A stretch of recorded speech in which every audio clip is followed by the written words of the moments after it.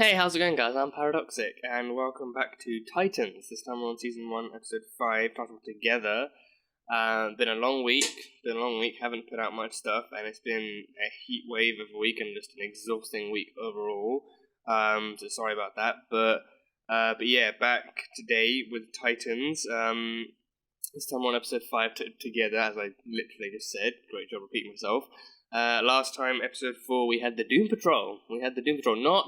I've been informed it's actually not the same Doom Patrol in the solo show, like in the actual show. They're actually a Doom Patrol set in a completely different universe, and one that never had Gar to begin with. So I think that explains the lack of Cyborg. The Cyborg in that Doom Patrol is not in this Doom Patrol. This Doom Patrol, they had Gar. He was originally part of their crew, and then in the end we saw him leaving and joining the Titans, and they were gonna help the Chief rest up after he had his back broken again by Rachel. So that was cool. But yeah, different Doom Patrol. So that one, I don't know if it may follow a similar story or if it might have similar. I mean, I think it has most of the same characters, but just with the addition of Cyborg and a couple of other people. So yeah, I will still be checking that out. I will still be adding that to my roster for this summer. So yeah, and especially since the CW shows have been cut short, I think it's a lot of different shows I'm going to be watching in lieu of those over the summer, so that should be a fun schedule to follow. But yeah, so he joined them. So he joined the Titans in the end. I think he can pass as a human a lot more. Like, we had Larry, who was a literal robot. He had the brain of a human stuffed inside a literal robot suit, pretty much, and he was still wearing normal clothes. He still had like a jacket and a shirt and everything, but he was literally just a robot. Then we had, I think, wait, was that Larry? I can't. Let me look back at it. Was that Larry? I think I might be getting the names mixed up. I feel like I'm getting the names mixed up. Yeah. Hold on. No, Cliff was the robot. Cliff was the robot. Larry was the chef. Larry was the former pilot who had a run-in with some like kind of negative cosmic energy or something, and he was all mummified, like wrapped up in bandages, and he had like a pair of shades on, and he was like a chef and stuff. So that was him. Then we had Chief, who was the guy who brought all these people together and helped them in ways that no one else could. And we had Rita, who was a classic movie actress who came into contact with some kind of toxic element underwater, and she had unstable molecules and stuff. So she needs to eat a lot of food, or else I don't know if there's something that controls that, but she said she needs to eat a lot of food anyway to maintain some sense of stability, and her unstable form is just literally like a giant blob, basically. So that's her. But yeah, those are the ones in this Doom Patrol. So very different Doom Patrol to the original show. So that's that. But yeah, he's a part of the Titans now. So I think now we have the team for season 1. We have Robin, we have Starfire, who I remember now. I remember seeing their cameos on Crisis, and then I remembered having read somewhere, their superhero names are Raven and Starfire. So yeah, how it took me this long to get to that point, I have no idea. But Raven and Starfire, those are Corey and Rachel. So we have our team, we have our official team. But yeah, so going forward, I think now they will I think they still have to work to save Rachel from her father and prevent him from crossing over. Again, heat wave, so I'm going to be sweating like a mad person for the entire video. So yeah, I'll do my best to not let that show up or something. I don't know. But yeah, I think the goal is still to stop her father from coming over to our world, and I'm assuming that's still Trigon. So yeah, it should be fun stuff. But that is pretty much all I have from the last episode. So it was a nice kind of reverse psychology teaser, because it wasn't an official teaser for the show itself, because it's different characters. But I assume they still go under somewhat the same personalities and the same backstories and stuff. So yeah, that was that. So yeah, episode 5 together. Let's go. What the hell kind of eggs are those? That's not an egg. Is that an embryo or is that an eyeball? That looks like an eyeball. I don't know. I genuinely can't tell if that's an eyeball or like an embryo or something. And he's just gonna salt it. Is this the kind of shit he eats? I'm always up late. Room 101? I'll make sure to knock.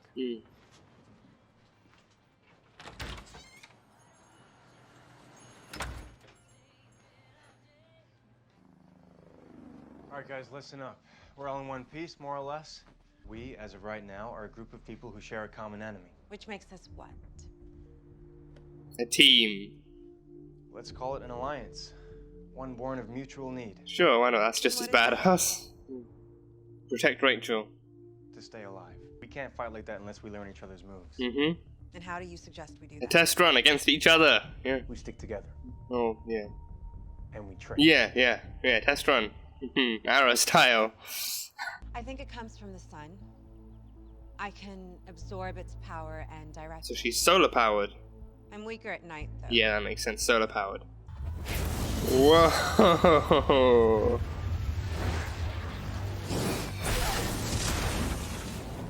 Okay, maybe not. Your turn. Yeah. Okay, just Oh, but he's gonna get naked after he transforms back, isn't he, though? you have to be naked to... Yeah, but it'll be worth it. Heard that before? Just, turn around. Yeah, you guys will be impressed, don't worry. He's a beast. Whoa, yeah. There he is. There he is. Oh shit, indeed. Okay, you can turn back now. Into Gar. Yeah, behind the hay bales would be better. Instead of... Okay, never mind. Gar. Yeah, behind the hay bales would have been better. So they have a solar-powered pyrokinetic and a tiger on their team. Okay, bring it back in. Yeah, rein it back in. Rachel? Come on, Raven. Oh, damn. Oh, you probably shouldn't have burnt it. It's connected to her, so she feels that pain too. We all did our thing. What's your thing, man? I can keep you alive. He fights really well, really well. That's basically it. Which is still worth something. Boys, how long till he's fully cooked? Within an hour. What are they turning him into? One of their sleeper agents? Good. I want Dad to meet his new Okay, yeah, so he's the new dad. Oh, someone younger this time. Someone much younger. Yeah, so they're turning him into one of their sleeper agents. Huh.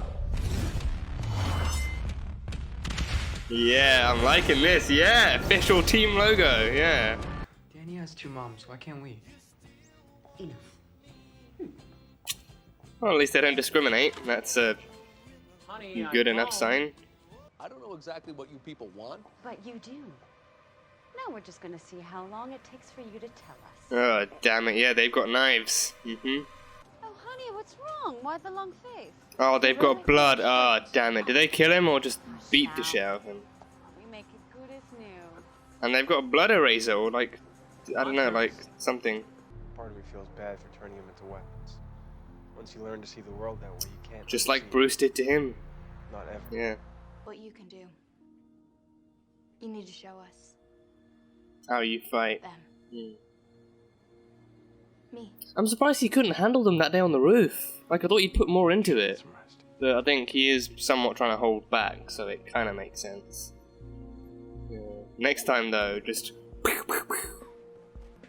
Does he have a PSP? Or, no, is that his phone? I think that's his phone. I don't know. It has buttons. I don't know. Tequila. Tequila? What kind of activity would that be for?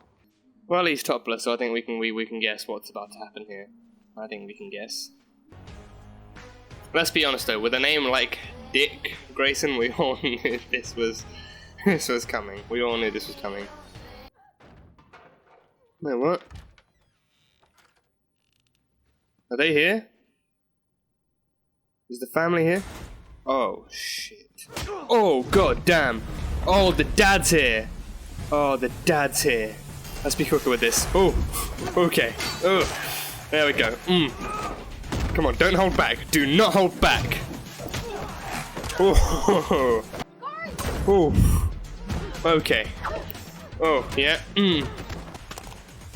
She can just put herself back together like that. Oh, ooh. Right on the car. Yeah, down the stairs you go. Down the stairs you go. And you too. Oh, you're low on charge. Yeah, you're low on charge at night. Oh. Get green, Gar. Come on, get green. Get green. Forget the jacket. Get green. Oh. Oh. Oh, Robin's in the game, huh? Robin's back in the game. Yeah, he's back in the game. Yeah, that's Robin. Yeah. Now we can kick some ass. Oh. There we go. Oh.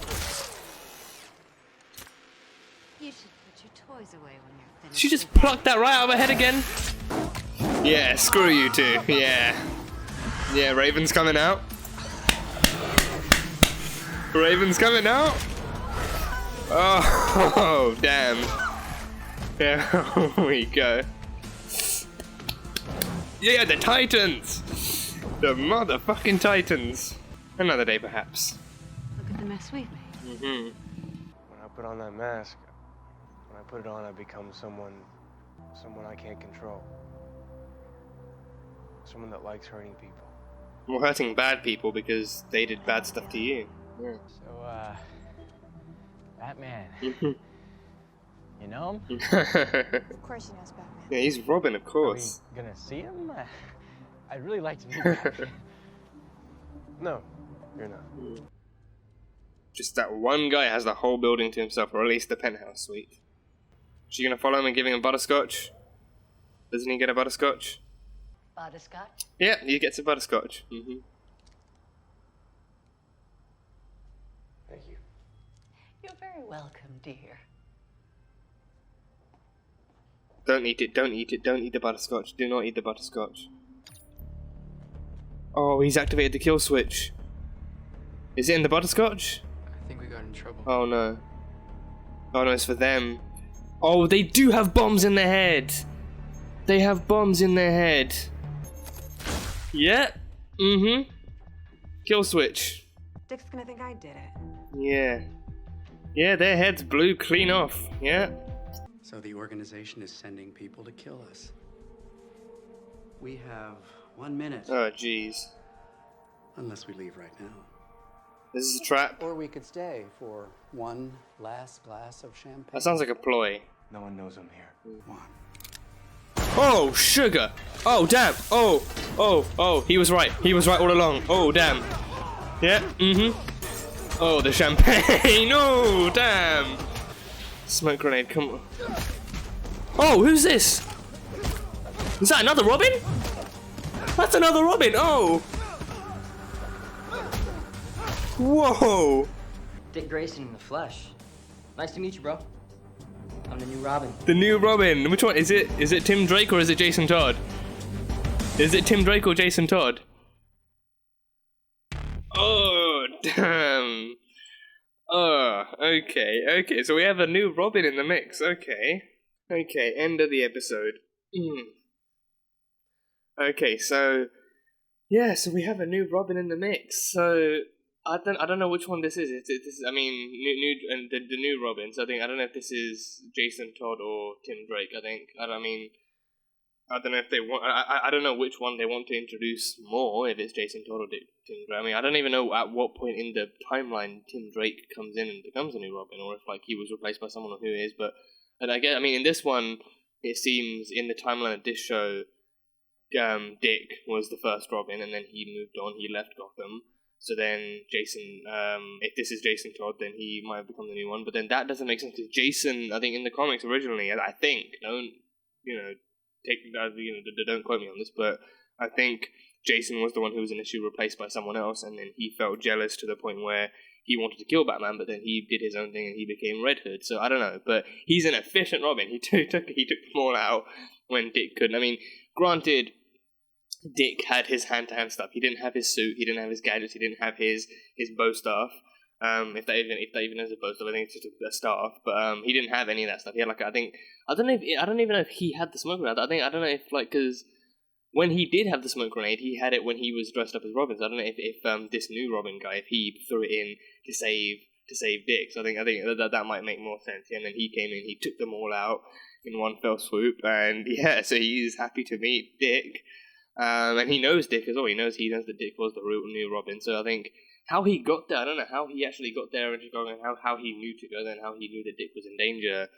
I don't know, but yeah, Dick. I mean, he still held his own. He smashed a champagne bottle, just shivved a guy with it like 10 times in the chest, and broke another guy's foot. So yeah, he still held his own. But then the new Robin jumped in and he did his thing. So that was cool as hell to see.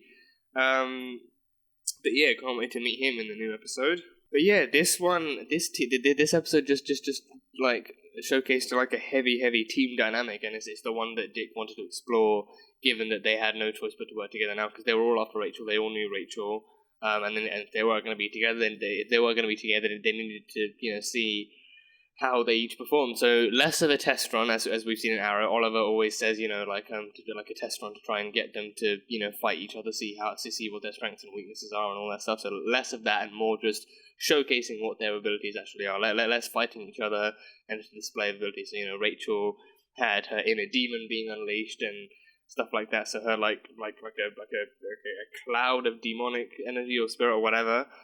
She had that, and then Corey had her fire powers, but she is a solar powered pyrokinetic. She's a solar powered, so she can only work during the day. Actually, she works best during the day, but also only during the day because she absorbs the sun's energy and then redirects that fire. But then when it's night, she can't do it at all. I think I was wondering, could she even have the slightest kind of plot convenience of being able to absorb it from the light reflecting off of the moon? But no, it has to be during the day when the sun is actually up in the sky, aiming its light towards the earth and stuff. So yeah, it has to be then. But yeah, so she has that. So she couldn't really use her fire powers at night. So, but she can still handle herself hand down. She still has like super strength and stuff. But yeah, Gar, of course, he can transform into a tiger. I think his general ability is just unzipping his DNA and then transforming into something else. But I think right now, he said because of his psychologically speaking, it's more linked to his mind. So he transforms into a tiger because that's been his favorite animal since he was a kid.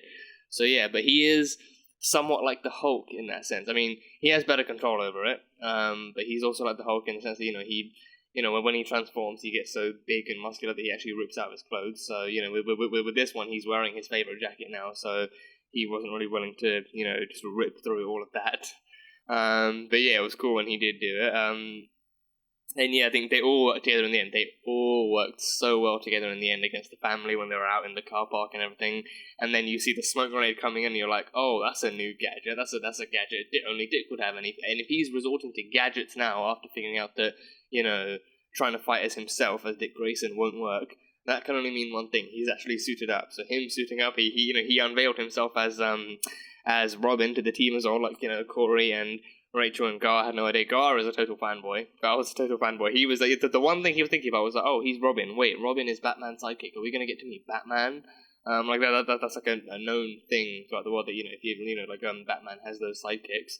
So that was that, and then Rachel was just fascinated by it. Like, wow, so you're the Robin. You're the official Robin.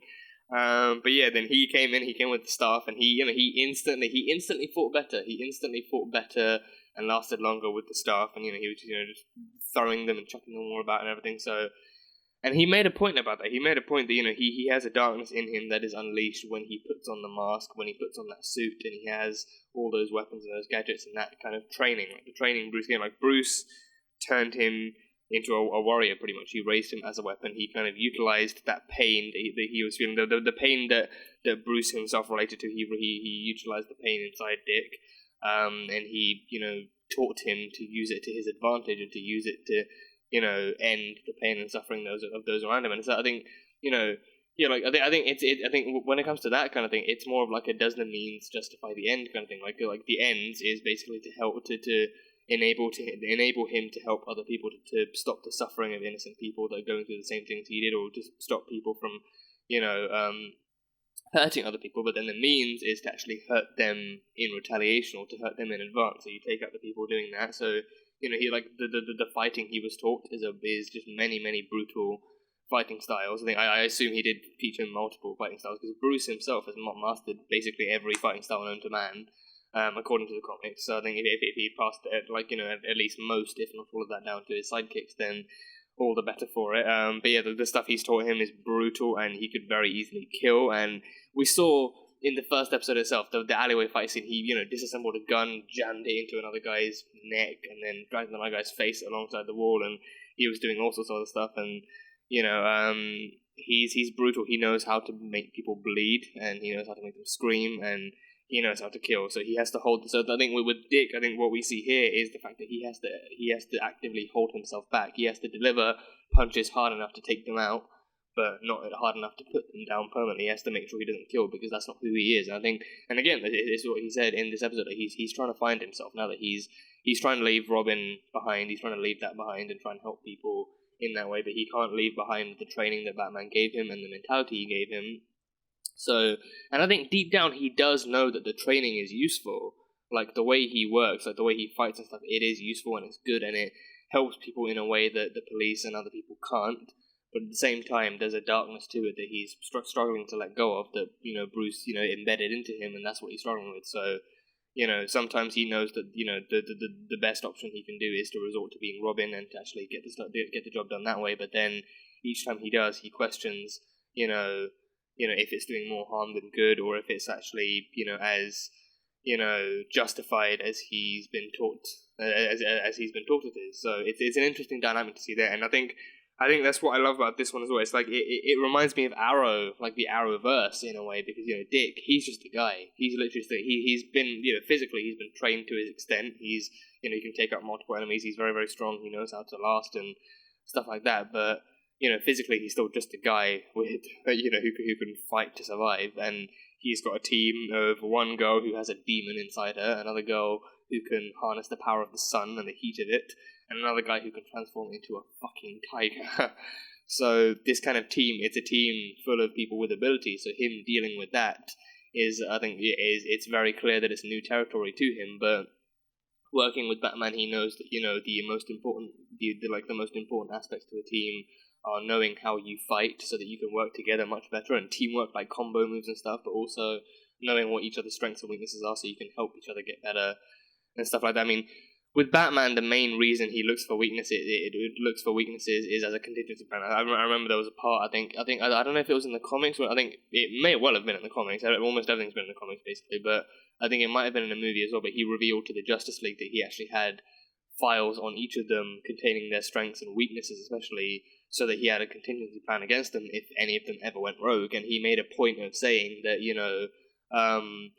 if he ever went rogue, very few people on the team or even in the world would be able to stop him with his resources and his abilities. He would, if he ever went rogue, he would be next to unstoppable. So, his biggest kind of asset was the fact that he knew the weaknesses of everyone he's ever worked with, so that if the time ever came that he needed to take them out, then he'd be able to take them out. So I think with Robin, it's less like, because he knows that these are good people, they're not going to go out of their way to kill anyone, but it's still important. I think that, again, that training has been embedded into him, so he knows it's important to still remain on top of things and to make sure he knows his team members and stuff like that. So yeah, that ending fight scene, that car park fight scene, when they all transform, like they see Dick suiting up as Robin, they know that fighting as themselves is not going to be enough for this. This family itself, like Corey broke the girl's hand or something, and then she just snapped herself back together, and Dick did the same thing to the mother, and she put herself back together. So no matter how many bones you break, they will put themselves back together, because that is their mission. Like no matter how much they get hurt, they need to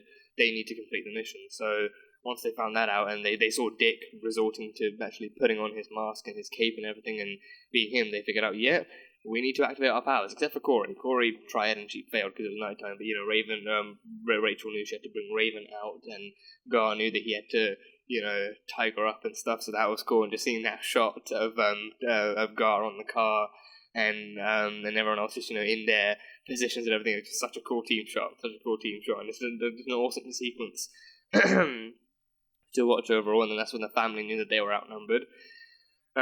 So yeah, that was very, very cool. The family's dead though now. The family's dead. Like, he activated the kill switch, and I figured it was right. Yeah, they had like bombs in their heads, in their foreheads, that just blew their skulls wide open. Like, there was nothing left of their head, just the top of their spine at their neck that was left. So yeah, figured as much. So they are sleepers. I mean, we saw how they're made. They're at Agnew's asylum, and they brainwash people. They torture people by giving them hallucinogenics that make them see the deepest, darkest parts of themselves. And I don't know what that does to them. I don't know if it just breaks them mentally, so that they're then more susceptible to brainwashing, or more susceptible to doing whatever. But they break them mentally and then brainwash them and turn them into not only into their assassins, but also into their sleeper agents. Because then the original family, they had to be activated by Dr. Adamson. So, they are given that cover of being like a nice normal family, and then when the time comes, they suit up, they stock up, they inject themselves with the serum and stuff like that. So yeah, but they got a new dad this time. They had a new dad who didn't last. The new dad lasted this episode. That guy, he lasted this one episode, and that was it. So they all died together. But yeah, so their heads literally blew up, and then Corey was stuck thinking that Dick was going to think that she did it. She wouldn't be able to blow their heads up if she used her powers. Then they'd look like they had been like slow roasted or something. But their heads very clearly blew up from the inside out. So I don't know how she would manage to do that, but I don't know. There's a bomb in their head, so maybe she could trick it with fire or something. I don't know, but regardless, the kill switch was hit, so now we know what the purpose of that is. So that was that. But I think what I was wondering was if there was any specific, like, any kind of specificity. Is that a word? I don't know. Specificity. If there was any kind of specific qualifications in the subject they were looking for, if they were looking for people with some kind of violent or military background, people who could actually fight, and people who were trained in combat, or if they were just normal people who were broken down, built back up again to be the way they wanted, and then turned into their weapons. I don't know. Because then it would make more sense if they went for people with violent histories, people who actually knew how to fight, like at a basic level, and then when given weapons and a serum, they could fight even better. But I don't know. Maybe not. Because I think this is a very sociopathic family, so they look normal on the outside, but then once you get to know them, you figure out just how psychopathic they really are. And they killed the guy at the car dealership. So yeah, and I think that they killed the lady at the front desk too. So that was worrying, but they know how to get their job done. So I guess that's all they need from them. But yeah, and in regards to the brainwashing too, Dick said he'd actually seen stuff like this back in Gotham.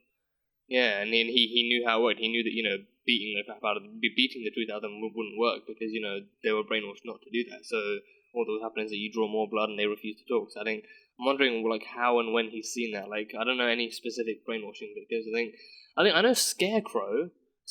I think Dr. Crane, I think his name is. He deals with hallucinogenics, and I know he deals with like a fear gas, like a toxin that makes you see your worst fears and stuff. I know him, so I don't know if that's a reference straight to him because I think his thing I think is less brainwashing and literally just that, like he makes you see your worst fears, and I think that like ends up killing you or something because it attacks your brain in the worst of ways, and then you end up dying to that. But I don't know if that's like as close as you got to brainwashing. I don't know any other villains who brainwash, like Penguin, Joker, Bane, Two-Face. Like those are all just physical violence villains, and they're not the ones who really take the time to break down their victims' mentalities or anything like that. But I don't know. He mentioned it. I don't know. It's maybe a reference, maybe not. But I guess we'll see. Corey and Dick they didn't tie the knot. They just had sex pretty much, so that was them. Yeah, figured. I don't know. I don't know. I guess it makes sense. Not really much to say on that front. They had sex. That was pretty much it. So yeah, I figured. I think like in the episode itself, there were little hints and teasers, like the lady at the front desk wanted to hook up with Dick, so he guess he's got that quality to him. But I think that when she was at the liquor store and the cashier there said you choose a drink suited to your activity, so you get whiskey if you want to think, you get beer if you want to party, and then she ignores all of that and just goes straight for the tequila. Never had it myself. I think the way the way I've seen it used in TV shows and stuff is that if you literally just want to get wasted and hook up with someone mindlessly for a couple of hours, then probably tequila's probably the best bet. I think it just numbs. I mean, it's an alcohol, so alcohol is known to numb the brain and just let you let loose for however long you want. So I guess tequila makes sense that way.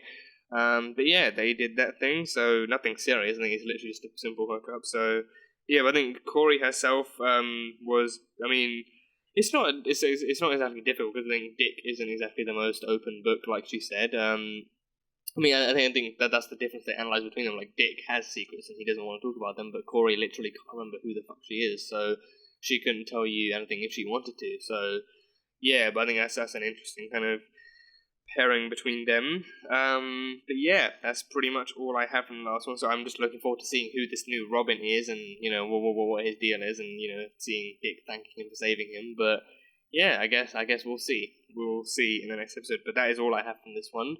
So that was Titans Season 1, Episode 5, titled Together. So thank you guys for watching this video. If you guys enjoyed it, then salt and burn that like button. Comment or either the episode on what you think is coming up next in this season. The Uncut reaction will be available on Patreon, so feel free to go check it out. And yeah, that's it. So, I will see you guys next time.